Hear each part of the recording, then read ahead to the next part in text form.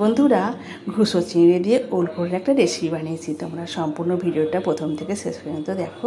একটা ওলকোড়া নিয়ে নিয়েছি, তাকে টুকরো করে কেটে নিয়েছি এবং ছাড় ভালো করে ছাড়িয়ে নিয়ে পিস পিস করে কেটে নিয়েছি একটা বাটির মধ্যে। এবং অন্যদিকে চিংড়ি মাছগুলোকে ভালো করে বেছে লবণ ও হলুদ মাখিয়ে পরিষ্কার করে রেখেছি।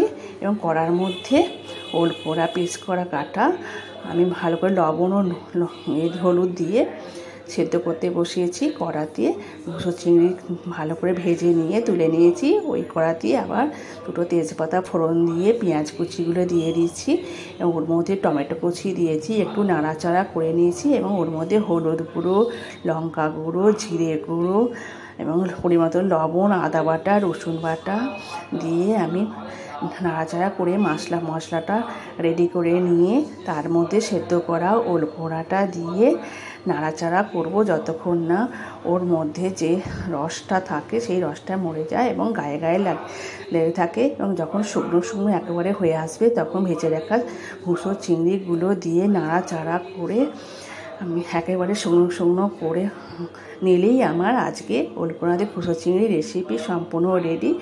ভালো লাগলে তো বন্ধুরা সাবস্ক্রাইব করবেন, লাইক করবেন।